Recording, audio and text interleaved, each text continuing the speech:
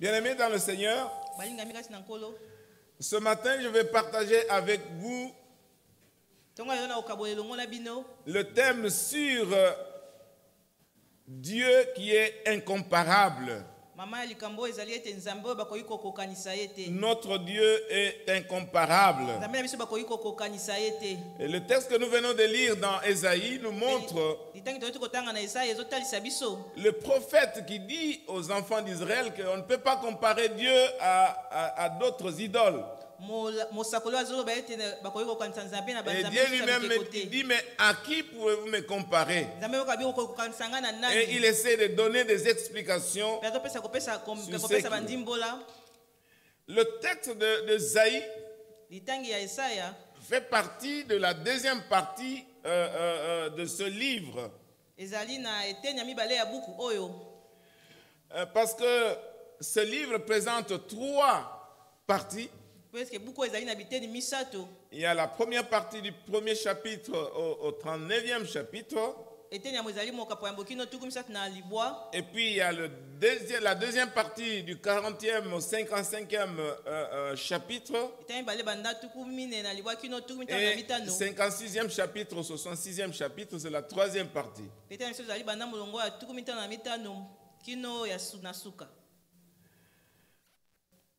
Et le texte que nous avons lu concerne la deuxième partie qui nous parle de la situation des enfants d'Israël qui étaient en exil. Et Dieu est en train de préparer son peuple en donnant des promesses pour la délivrance. Et vous savez, quand les enfants d'Israël étaient en exil, ils ont eu à rencontrer, ils ont eu à voir les autres dieux ou les idoles des peuples environnants. Et vous savez que même à partir de quand ils sont sortis de l'Égypte, ils étaient toujours tentés d'imiter les autres dieux. Et leur façon de concevoir des choses, leur façon d'agir était toujours enclin à imiter les autres dieux. Leur philosophie était toujours dirigée vers la comparaison de Dieu avec les autres idoles. Alors le prophète Ésaïe lui-même dit, mais à qui allez-vous comparer Dieu? Et si vous lisez le chapitre 40, vous allez vous rendre compte que Dieu montre que tout ce qu'on appelle Dieu sont des idoles. Vous avez l'artiste qui va tailler le bois et puis on va embellir le bois et puis on va dire, on fabrique une statue qu'on va appeler Dieu. Et Dieu même lui dit que lui-même il va créer les destructeurs de ces idoles. Donc le point ce matin, bien-aimés dans le Seigneur, est que nous devons rechercher notre Dieu parce qu'il est incomparable. Nous ne pouvons pas les comparer avec d'autres dieux qui ne sont pas des dieux, qui sont des idoles. Amen. Amen. Alors, je vais aborder notre sermon avec trois parties qui montrent, trois choses qui montrent que Dieu est incomparable. C'est pour nous amener, bien-aimés dans le Seigneur, à vraiment nous attacher à notre Père, Dieu, et voir sa puissance se manifester dans notre vie. Obéir à sa parole et vivre la réalité de l'existence, de la présence de Dieu. Vivre la réalité du salut que Dieu nous donne pour montrer aux autres qu'il est le seul Dieu. On ne peut pas le comparer avec d'autres. Et nous-mêmes, nous devons montrer dans notre vie notre fidélité à Dieu, notre attachement à Dieu, pour montrer aux autres, pour témoigner au monde que que notre Dieu est le seul Dieu. On ne peut pas le comparer ni avec un homme, ni avec un soi-disant autre Dieu qui pourrait exister quelque part parce qu'il n'existe pas. Donc je vais aborder 3 points juste pour démontrer que Dieu est incomparable. Le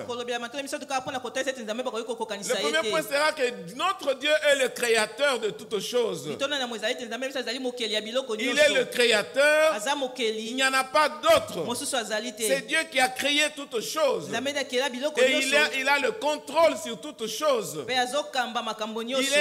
a le contrôle sur nous en tant que les hommes.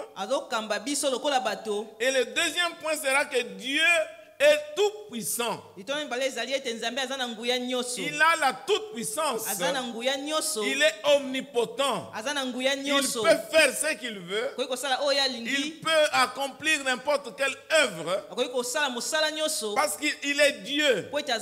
Et à cause de cela, parce que Dieu est tout puissant, nous devons lui faire confiance en toutes choses. Même quand nous voyons qu'autour de nous les choses ne marchent pas, nous devons compter sur la toute puissance de Dieu et nous attendre qu'il va intervenir. Et ce matin, ce point va nous aider à nous encourager. Ceux qui vivent dans la peur, ceux qui vivent la peur de lendemain, ils peuvent vraiment faire confiance en Dieu. Vous avez des situations difficiles et qui semblent être impossibles devant les hommes. Et la Bible dit, il n'y a rien qui est impossible à Dieu. Rien est étonnant devant notre Dieu. Il peut accomplir toutes choses. Donc quand vous avez un problème compliqué, sachez que Dieu est capable de l'accomplir et de le réaliser. Parce qu'il est le Dieu tout-puissant. Il n'y a rien qui l'étonne. Alléluia. Amen. Et le troisième point, je vais tout simplement montrer que Dieu est saint. De par sa sainteté, Dieu, il est différent de tous. Il est incomparable. Vous ne pouvez pas le comparer à quoi que ce soit. Parce qu'il est le Dieu saint. La sainteté est liée à la divinité de notre Père. Et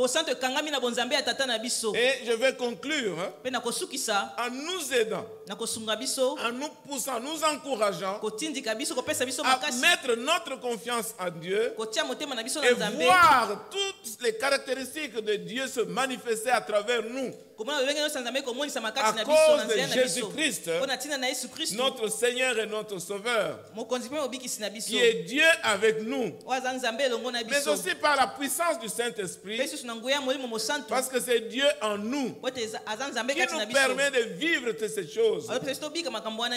Bien, nous allons commencer avec notre premier point qui montre que Dieu est incomparable. On ne peut pas le comparer à qui que ce soit. Notre tendance est de comparer Dieu à des hommes. Nous réfléchissons comme si Dieu était un homme. Parfois, nous ne tenons pas compte de ce qu'il est. À un certain moment, nous le considérons comme notre grand-père. Et nous faisons des choses comme nous voulons. Donc, la première chose, bien aimée dans le Seigneur, dans Genèse chapitre 1, verset 1, il est dit, au commencement, Dieu créa le ciel et la terre. Et vous avez toute l'histoire de la création pour dire qu'il n'y a qu'un seul créateur. C'est Dieu qui nous a créés. Il n'y a pas un autre créateur. Alors à qui allons-nous comparer Dieu? Personne ne peut être comparé à notre Père parce qu'il est le seul créateur. C'est lui qui a fait les cieux et qui a fait les cieux des cieux et toutes les armes. J'aimerais lire, il y a beaucoup de passages que j'ai choisis pour que nous puissions démontrer cela. Nous allons voir dans Néhémie chapitre 9. Tous ces passages qui montrent la puissance de Dieu. qui montre que Dieu est le créateur. Alors s'il est créateur, il connaît toutes choses. Et c'est lui qui va nous aider. Je suis en train de chercher mon passage.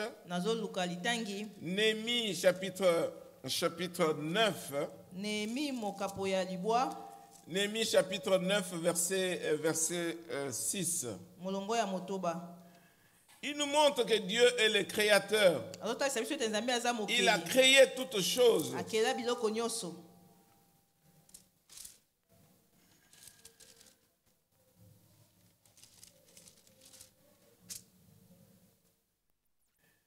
C'est toi l'Éternel, toi seul, qui as fait les cieux des cieux et toute leur armée, la terre et tout ce qui est sur elle, les mers et tout ce qu'elle renferme.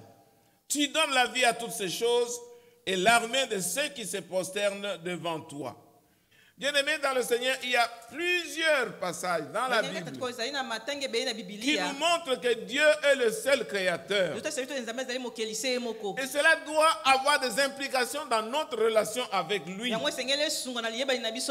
est le Dieu créateur. Il nous a aussi contaminés, il nous a aussi donné le pouvoir de création. Et à la mesure où nous sommes restés attachés à Dieu, nous pouvons créer des choses. Nous pouvons inventer des choses sous l'inspiration divine. Mais nous devons savoir qu'il est le seul créateur. Il a créé la terre. Il a créé le ciel. Il a créé les animaux. Il a créé les oiseaux. C'est lui qui a créé les étoiles. Il a créé la lune. Mais il a créé aussi l'éléphant. Il a créé les poissons. Il a créé aussi les moustiques. Amen. Amen. Oui, il a créé aussi les moustiques. Parce que c'est lui qui a créé toutes choses. Et il nous a créés à son image, bien-aimés dans le Seigneur. Si notre Père est le Créateur, nous devons le respecter. Nous devons le craindre. Nous devons l'honorer. Parce qu'il a le monde dans ses mains puissantes. C'est lui qui soutient la terre par ses mains puissantes. C'est lui qui a placé l'équilibre dans la galaxie. C'est lui qui a mis l'équilibre entre la distance entre le soleil et la terre. C'est lui qui a créé les lois qui existent. Ça peut être les lois de l'eau. Ça peut être les lois de l'air. C'est tout cela, bien aimé dans le Seigneur. C'est lui qui nous a créés. Parfois nous ne nous rendons pas compte, bien aimé dans le Seigneur. Dieu peut retirer le souffle que nous avons et dans une seconde tout s'arrête. Dans une seconde tout s'arrête et vous allez commencer à raconter, mais nous étions en train de parler avec lui. J'ai vu même dans une vidéo un prêtre qui était en train de prêcher et en louant le Seigneur, là, il est tombé, il est parti. On a appelé les médecins, il n'y avait rien. Il est mort. Bien aimé dans le Seigneur, nous devons avoir la crainte de Dieu. Mais nous devons aussi lui faire confiance. Savoir qu'avec lui, nous pouvons créer des choses. Il nous inspire des choses que nous pouvons créer pour la gloire de son nom. Il est Dieu et il est Seigneur. Et nous devons l'exalter. Le pasteur titulaire a dit que ce mois, c'est le mois où nous devons louer et adorer le Seigneur. En parlant de Dieu en tant que créateur, nous sommes en train de l'exalter. Nous sommes en train de le glorifier. Nous sommes en train de le bénir. Parce qu'il est Dieu. Il n'y a pas d'autre Dieu qui existe. Oui, bien-aimé dans le Seigneur. Nous devons l'adorer lui et lui seul. Nous devons nous humilier devant lui. Parce qu'il est notre créateur. Nous ne pouvons pas les comparer avec quelqu'un d'autre. Les gens peuvent fabriquer des statues. Ils peuvent invoquer, ils peuvent tuer. Mais ils ne peuvent rien faire, ils ne peuvent pas remplacer Dieu. Parce qu'en fin de compte, ces personnes-là vont mourir. Dans ce monde, on a connu des gens, on a connu des grands. Ils ont fait leur temps. Ils ont terrorisé le peuple. En fin de compte, ils sont partis. Et puis on les oublie. Et Dieu reste Dieu. Notre Père et notre Créateur. En qui nous avons confiance. C'est lui qui nous a créés. Nous sommes vivants. Et nous proclamons qu'il est le Créateur. Même quand nous allons mourir, nous allons continuer à l'adorer. Parce que nous lui appartenons. Nous sommes son peuple. Et nous sommes le troupeau de son pâturage. Amen. Amen. Donc nous devons avoir la foi en Dieu, mais nous devons aussi le louer et le glorifier. Amen. Amen. Le deuxième point que je voudrais aborder, bien aimé, Dieu est incomparable parce qu'il est tout puissant. Tout puissant veut dire que Dieu possède toute la puissance absolue sur toutes choses. Il est souverainement grand et éternel. Il n'y a rien qui peut échapper à sa puissance. Quand nous sommes en train de marcher, nous sommes sous la puissance de Dieu. C'est Dieu que nous maintient en équilibre. Vous voyez la masse que j'ai, mais je suis debout sur deux petits pieds comme ça. Tout ça c'est Dieu. C'est la toute puissance de Dieu. Dieu fait de grandes choses. C'est lui qui a délivré son peuple de l'esclavage en Égypte. La Bible dit qu'à un instant il a écrasé l'armée égyptienne et il a fait traverser son peuple par sa main puissante. Il y a eu des guerres qu'Israël a menées contre les ennemis. Dieu a manifesté sa puissance. Bien-aimé dans le Seigneur. Dans 1 Chronique chapitre 29 verset 11. 1 Chronique 29 11. Il est dit ceci: à toi, Éternel, sont la grandeur, la puissance et la splendeur. L'Éternel est la gloire, et l'éternité est la gloire. Car tout ce qui est dans le ciel et sur la terre t'appartient. À toi le règne, à toi la puissance, à toi l'autorité. Bien-aimé dans le Seigneur, Dieu est la source même de la puissance. Il est tout puissant. C'est ainsi qu'il a créé toutes choses. Et il contrôle toutes choses par sa puissance. Il a nos vies entre ses mains. Personne ne peut nous ravir d'entre ses mains. La Bible nous dit que même les nombres de cheveux de nos têtes sont comptés par le Seigneur. Cela veut dire que Dieu nous connaît. Et il nous garde. Ainsi, nous n'avons pas à avoir peur de sorciers. Nous ne devons pas avoir peur de ceux qui peuvent tuer l'âme et qui ne peuvent pas tuer, ceux qui peuvent tuer le corps mais qui ne peuvent pas tuer l'âme. Jérémie 10, verset 6 à 7 dit ceci: nul n'est semblable à toi, ô Éternel. Tu es grand. Et ton nom est grand par ta puissance. Qui ne te craindrait, roi des nations? C'est à toi que la crainte est due. Car parmi les sages des nations et dans tous les royaumes, nul n'est semblable à toi. Amen. Amen. Oui, nous sommes en train de parler, de dire que Dieu est incomparable. Et Dieu est incomparable par sa toute puissance. Le verset que je viens de lire, c'est Jérémie chapitre 10, verset 6 à 7. Donc Dieu est tout puissant. Et nous sommes ses enfants. Il nous protège. Nous avons la parole de Dieu qui nous rassure cela. C'est lui notre rocher. C'est lui notre protecteur. Le psaume 91, verset 1 à 2 dit ceci. Psaume 91, 1 à 2. Celui qui habite sous l'abri du Très-Haut repose à l'ombre du Tout-Puissant. J'ai dit à l'Éternel, tu es mon refuge et ma forteresse, mon Dieu en qui je me confie. Bien-aimés dans le Seigneur, nous devons nous confier dans le Seigneur. C'est lui notre refuge. C'est lui notre rocher protecteur. C'est lui notre abri. Nous pouvons nous cacher en lui.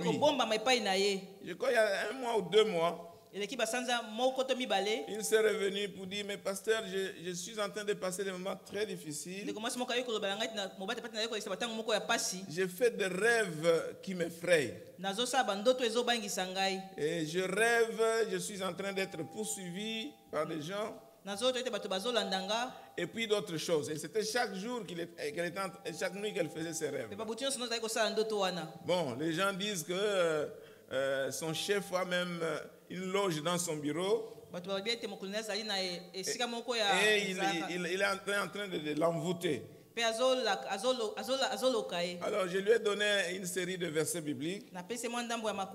Et je lui ai dit, bon, nous allons commencer à prier. Et je l'ai aidé à prier pendant quelques nuits. J'ai dit, bon, avant de dormir, tu viens, tu m'appelles, on va prier. Et nous avons prié pour proclamer la toute-puissance de Dieu. Nous avons prié pour proclamer l'autorité de Dieu. Le salut que nous avons en Jésus-Christ. La puissance du Saint-Esprit. Nous avons déclaré que lui ne pouvait rien faire. Parce que Dieu était son refuge. Et toutes ces choses-là sont terminées. Bien-aimés dans le Seigneur. Ce matin, peut-être vous êtes dans l'angoisse. Vous êtes réveillé sous l'angoisse, c'est-à-dire vous avez peur de quelque chose qui est inconnu. Vous ne savez pas qu'est-ce qu'il faut faire. Votre refuge se trouve en Dieu. Vous devez avoir la foi en Dieu. Rien ne va vous arriver. Parce que votre avenir est entre les mains de Dieu. Il faut croire en Dieu. Il faut compter sur lui. Aucun homme ne peut te toucher. Parce que Dieu est ton Père. Amen. Si vous êtes marié, vous avez des enfants. Si vous êtes un parent, vous n'allez pas permettre qu'un danger arrive à ton fils ou à ta fille. Nous protégeons nos enfants, nous leur donnons de bonnes choses pour qu'ils soient en bonne santé. Alors rien ne peut t'arriver sans que ton Père Céleste ne puisse le connaître. Dieu n'est surpris par rien. Tu es l'enfant de Dieu et Dieu prend soin de toi. Parce que Dieu est tout puissant. Même si visiblement comme ça tu n'as rien. Mais Dieu manifeste sa toute puissance pour défendre ses enfants, pour protéger ses enfants. Donc si vous vivez dans l'angoisse, mettez votre confiance en Dieu et Dieu va vous aider. Il est le Dieu souverain, il est le Dieu tout puissant. Alors nous ne devons pas craindre les dangers, nous ne devons pas craindre les situations difficiles, nous ne devons pas craindre nos ennemis, parce que la Bible dit ceci: fortifiez-vous et prenez courage. Ne craignez point et ne soyez pas effrayés devant ses ennemis. Car l'Éternel, ton Dieu, c'est lui qui va marcher devant toi. Il ne te délaissera jamais et il ne t'abandonnera jamais. Parfois nous sommes tellement préoccupés par les choses de ce monde. Nous oublions la toute puissance de notre Père. Nous oublions que Dieu est notre Père et c'est lui qui veille sur nous. Il peut nous aider dans toutes les circonstances de notre vie. Et là, je me rappelle, je viens de l'Afrique du Sud par bus. Et à la frontière, l'Afrique du Sud et Zimbabwe, pendant que je faisais les formalités d'immigration, le bus m'a laissé. Et là, nous sommes la nuit, vers 20 h. J'ai prié le Seigneur, mais qu'est-ce que tu veux que je fasse? Je suis sorti d'abord de la frontière, je suis allé là où il y a la station d'essence pour voir si le bus était là. Et puis je suis rentré. Là-bas, le bus était déjà parti. J'ai dit, Seigneur, je sais que dans des situations comme ça, tu ne nous abandonnes pas. Tu es là. Alors je dois garder mon calme, je dois garder ma paix. Alors je priais, puis je suis resté. Je dis, Seigneur, qu'est-ce que je fais maintenant? Alors je vois un bus qui va au Malawi. Là c'est après peut-être 2 heures ou 3 heures de temps. Et il y avait un bus qui venait de l'Afrique du Sud qui allait à Malawi. Je demande au chauffeur, où est-ce que tu vas? Je pars à Malawi. Est-ce que vous passez par Harare? Il dit oui. Alors je dis, ok, je viens de rater le bus qui va... Alors je vais prendre ce bus. Nous sommes la nuit. Mes valises sont parties. Et dans ces valises-là, il y avait quelque chose de très important que je devais amener à quelqu'un. Ce n'était même pas pour moi, on m'a donné pour apporter à quelqu'un. J'ai dit, Seigneur, vraiment tu peux manifester ta toute puissance. Alors nous sommes restés là pendant plusieurs heures et puis il fallait maintenant aller. Nous sommes allés. J'arrive à Harare.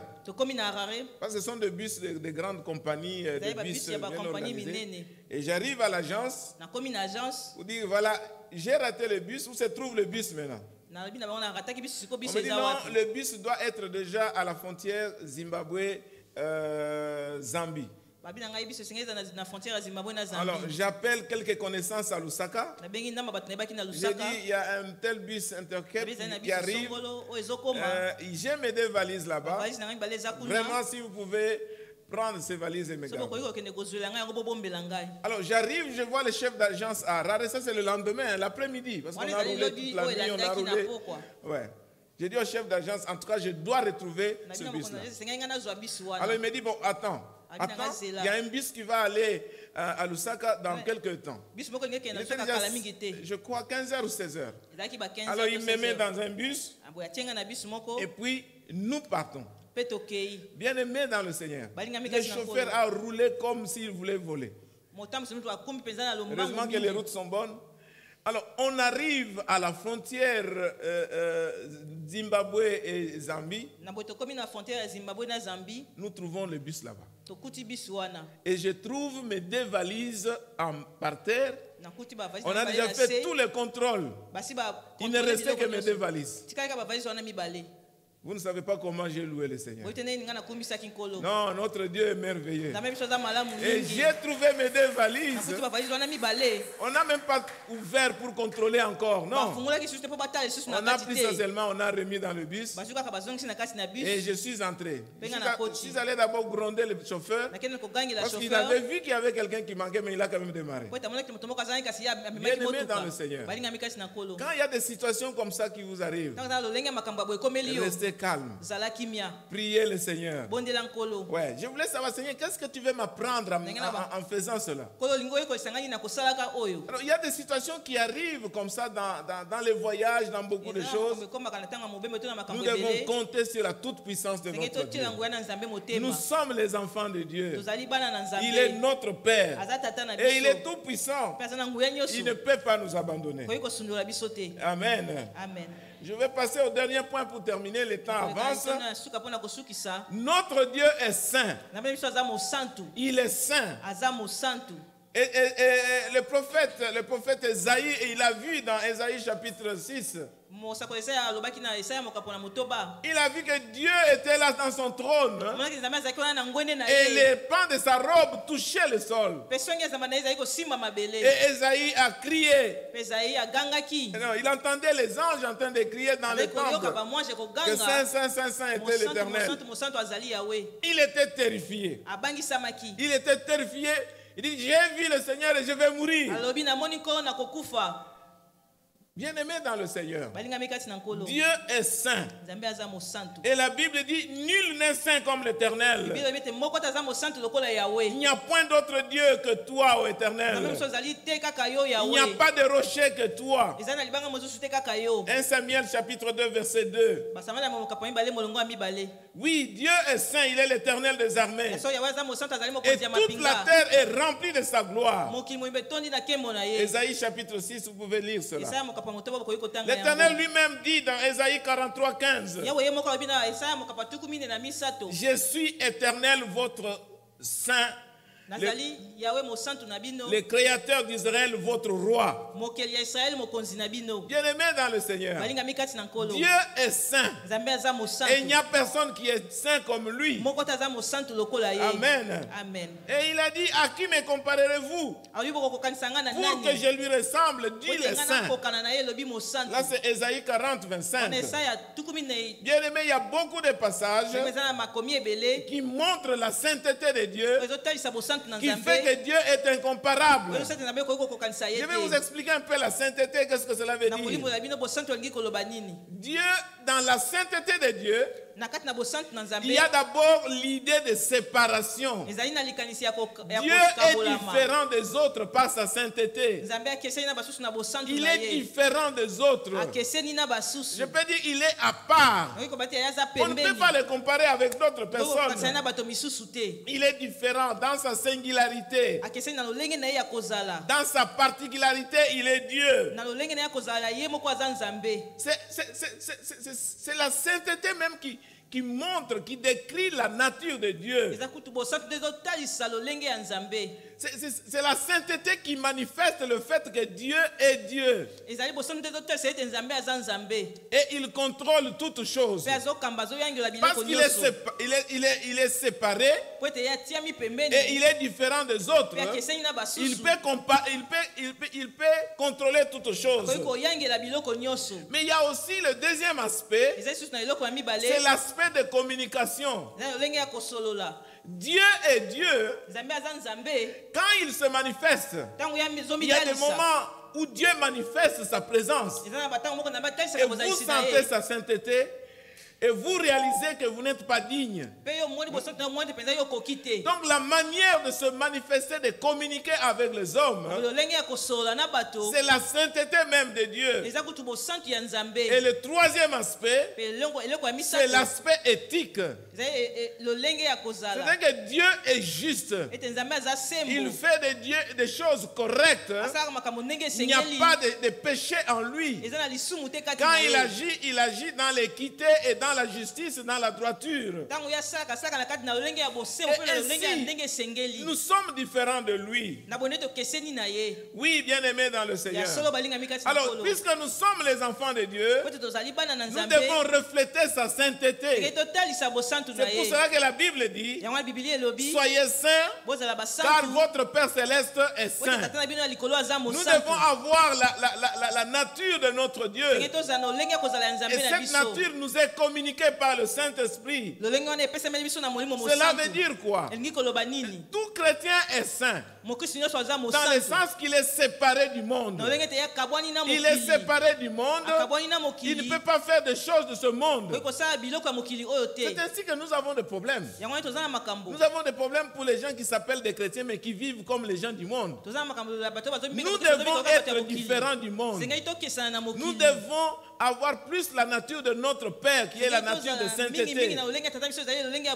Oui, pour agir dans la justice, dans l'amour, dans l'équité, dans la compassion. Donc nous devons être comme notre Père céleste. Oui, bien-aimés dans le Seigneur. Le deuxième aspect éthique, c'est l'aspect dans lequel le Saint-Esprit travaille en nous pour nous éloigner du monde et nous attirer pour que nous soyons transformés à l'image de notre Père. La Bible dit, vous serez saints car je suis saint. Puisque celui qui vous a appelé est saint, vous aussi vous devez être saints dans toute votre conduite. Bien aimé, c'est un élément très important de la nature de Dieu et de la nature du chrétien. En tout cas, tout chrétien est saint. Tout chrétien est saint parce qu'il est séparé du monde. Il doit vivre de manière à ressembler à son Père. Et l'on va voir qu'il est différent dans sa façon d'être.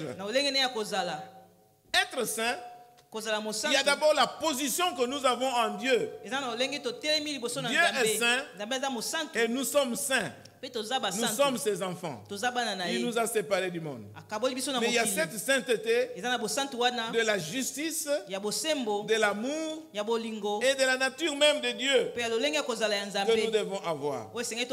Bien-aimés dans le Seigneur, je voudrais terminer cette question en disant ceci, que notre Dieu est omniprésent et omnipotent d'abord. C'est-à-dire qu'il est tout puissant. On ne peut pas le comparer à quelqu'un d'autre. Nous voyons les gens qui ont cru qu'il était tout puissant, mais ils abandonnent leurs histoires pour se tourner à Dieu, pour dire que non, Jésus est tout puissant.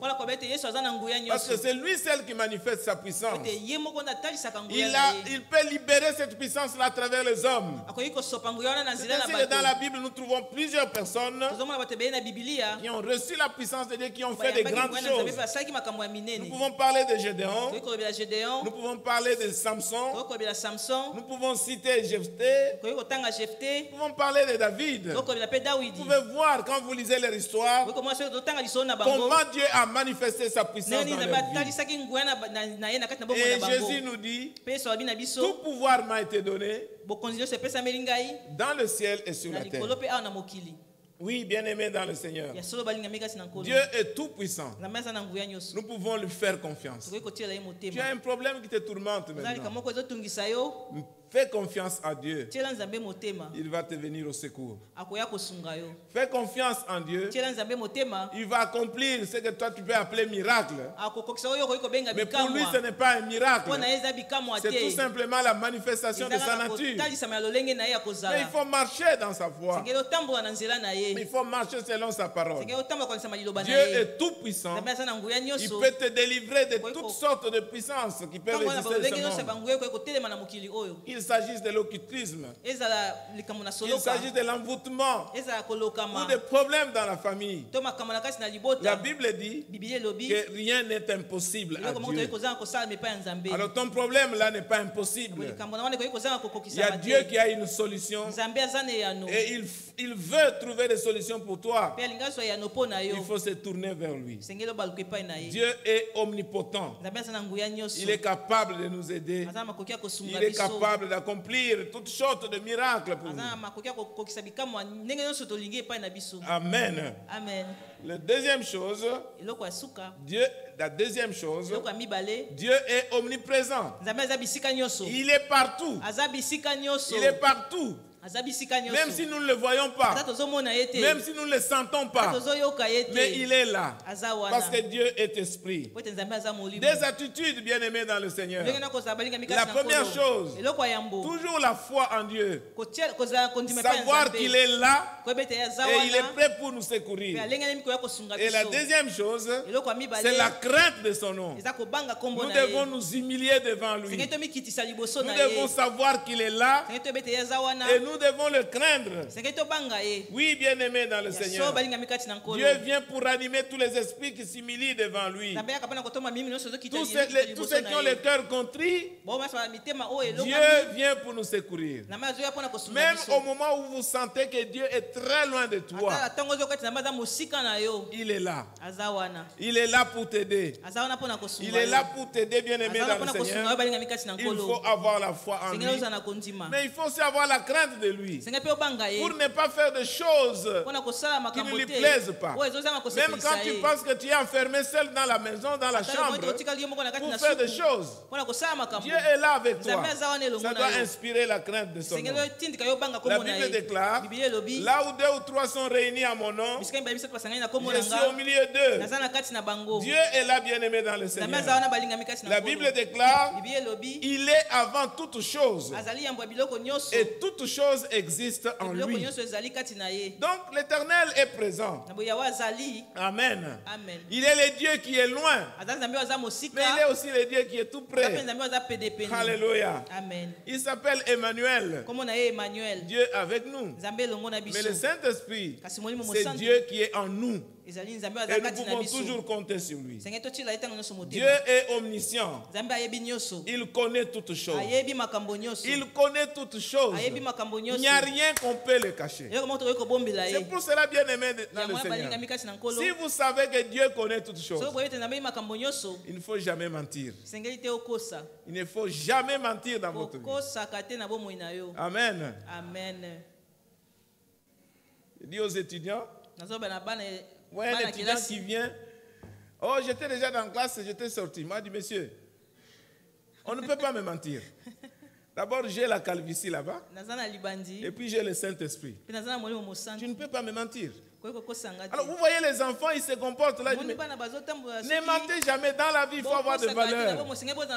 Toujours dire la vérité.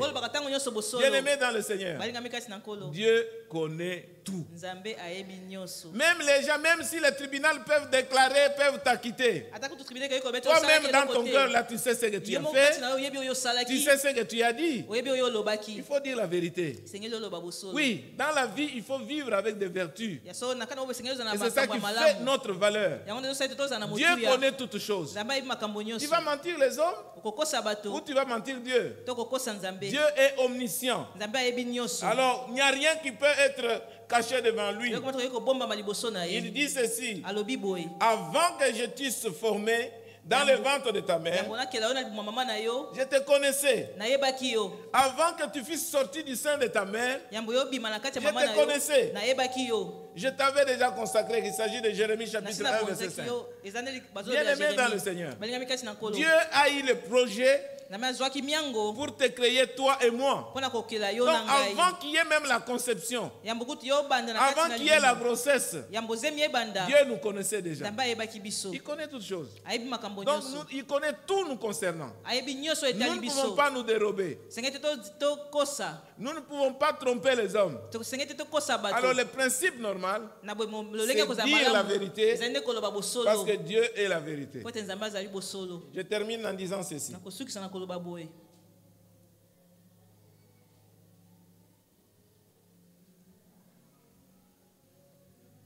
Des gens qui vivent dans le péché,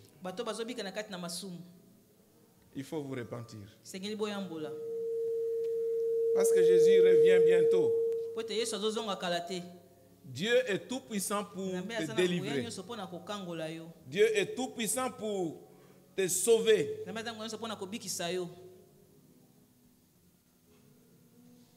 Nous venons à l'église, mais nous vivons dans le désordre. Nous venons dans l'église, nous ne nous conformons pas à la discipline de l'église. Dieu n'est pas d'accord avec ça. Il faut vous repentir et changer de vie. Il y a quelque temps, j'ai reçu une fille quelque part. Le pasteur, j'avais un fiancé et puis il m'a engrossé et on a avorté. Et quand j'ai dormi, voilà ce que Dieu m'a montré. Il a dit, tout ce que vous faites là, je vais vous rejeter. Parce qu'elle était en train de servir le Seigneur quelque part. Vous servez le Seigneur, mais vous pouvez avorter, vous pouvez tuer. Vous servez le Seigneur, vous vivez dans le désordre. J'ai vu même quelqu'un, il dit qu'il est serviteur de Dieu, marié à une mère spirituelle, marié à une femme. Et il veut divorcer avec cette femme-là. Et il veut prendre la fille spirituelle de cette femme-là. C'est quel serviteur de Dieu.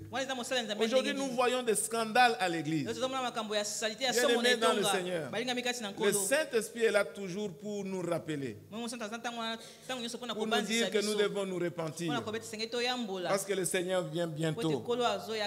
Dans Apocalypse, il est écrit, on dit que c'est lui qui... attendez, je voudrais vous donner ce passage. C'est très important, bien-aimés, pour que nous puissions abandonner le mal. Nous devons abandonner le mal et suivre le Seigneur. Nous nous abandonnons, nous sommes faibles. Mais nous nous mettons entre les mains de Dieu pour qu'il nous soutienne, pour qu'il nous fortifie. Apocalypse 22, 11, il est écrit ceci.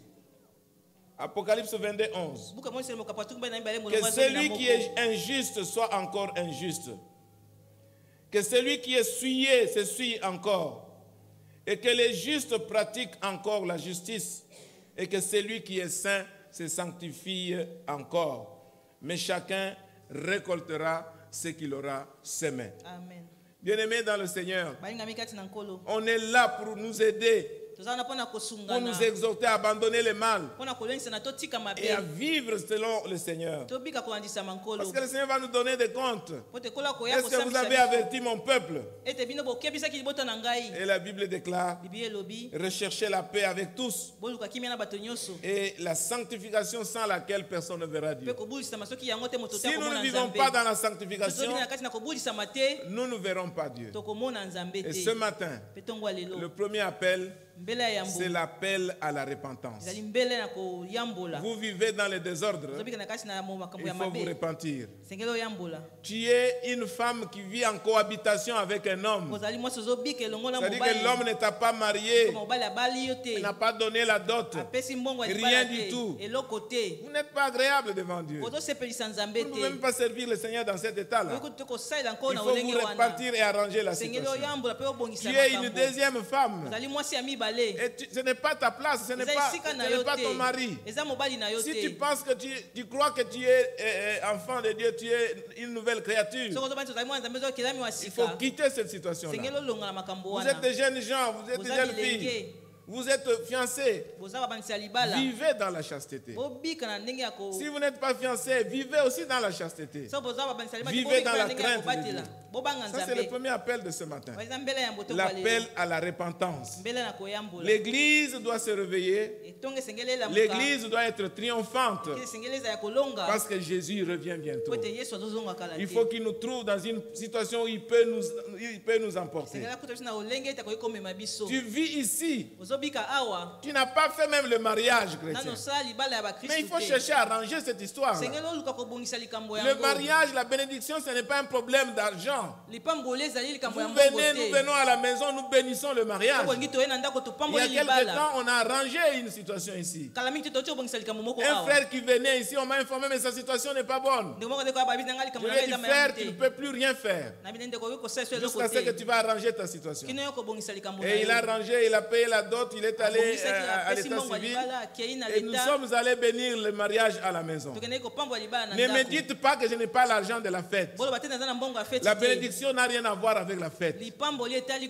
Bien-aimés dans le Seigneur, nous devons nous conformer à la parole de Dieu. Le premier appel, c'est l'appel à la repentance. Nous devons nous repentir devant le Seigneur. Dieu est là pour nous pardonner et il est là pour nous aider à avancer dans la sanctification. Et quand nous allons prier, il faut nous repentir. Peut-être je n'ai pas cité ta situation. Tu es dans une situation ou dans une autre. Il faut arranger ta situation. Le Saint-Esprit doit être là pour t'aider. Aujourd'hui, le mal est trop entré dans l'église. Que le Seigneur nous aide dans nos faiblesses à tenir ferme. Le deuxième appel. Toi qui as été déjà appelé par le Seigneur, Dieu t'a appelé depuis longtemps pour le servir d'une manière ou d'une autre. mais tu ne veux pas le servir. Tu veux que Dieu parle de quelle manière? Tu ne vas pas amener le Seigneur à utiliser la force. Parfois, il va bloquer les autres aspects de ta vie que tu trouves que c'est important. Avant que tu dises, Seigneur, je me donne à toi pour pouvoir te servir. Conduis-moi. Montre-moi ce que je dois faire. Bien-aimé dans le Seigneur, notre Dieu est incomparable. Il est le Dieu créateur. Il est le Dieu tout-puissant. Et il est le Dieu saint. Que le Seigneur vous bénisse. Alléluia. Gloire à toi, Seigneur. Nous allons nous mettre debout pour répondre à cet appel, pour répondre à cette parole et donner l'occasion aux frères et sœurs de prendre la décision pour changer leur vie devant le Seigneur. Il y a des choses qui ne marchent pas dans la vie, peut-être à cause du statut du péché. Alors tu vas élever ta voix pour te repentir devant le Seigneur. Seigneur, je viens à toi. J'ai entendu ta parole et je veux vraiment changer.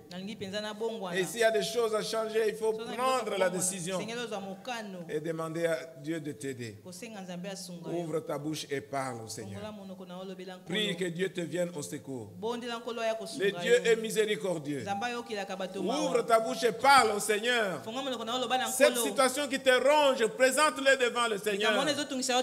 Dieu ne vient pas pour nous juger. Dieu ne vient pas pour nous condamner, mais il vient pour nous amener, nous tirer du mal, pour nous amener à la lumière. À cause de son amour, toi-même tu es capable de faire quoi que ce soit. Mais Dieu est tout puissant. Jésus est mort sur la croix pour toi, pour te sauver, pour te délivrer. Il a la toute puissance. Rien n'est difficile devant lui. Il suffit que tu lui donnes ton cœur et que tu l'appelles au secours, parce qu'il est le secours qui ne manque jamais dans la détresse. Appelle le Seigneur, ouvre ton cœur et demande pardon de tes péchés, et Dieu va te pardonner, parce qu'il est miséricordieux et compatissant, lent la colère, riche en bonté. C'est ton Père, il est le Dieu d'amour. Il veut que tu marches dans la lumière et non dans les ténèbres. Peut-être sa situation t'empêche de vivre les bénédictions de Dieu. Et Dieu t'aime. Et ce matin, il veut seulement t'amener à la lumière. Ouvre ton cœur et confesse tes péchés. Et le Seigneur va te délivrer au nom de Jésus-Christ. Et pour ceux qui ont déjà reçu l'appel de Dieu, c'est le moment de prendre la décision. De dire oui, Seigneur, je viens à toi. Je vais te servir. Montre-moi comment je le fais. Oui, parce que Dieu est fidèle. Il a des hommes et des femmes qu'il a déjà choisis dans pour constituer son armée et travailler dans son royaume. Oui, tu sais que Dieu t'a appelé. Il veut t'utiliser dans tel ou tel domaine. Alors il faut dire oui. Il faut dire oui au Seigneur. Et le Seigneur va te bénir. Au nom de Jésus. Amen.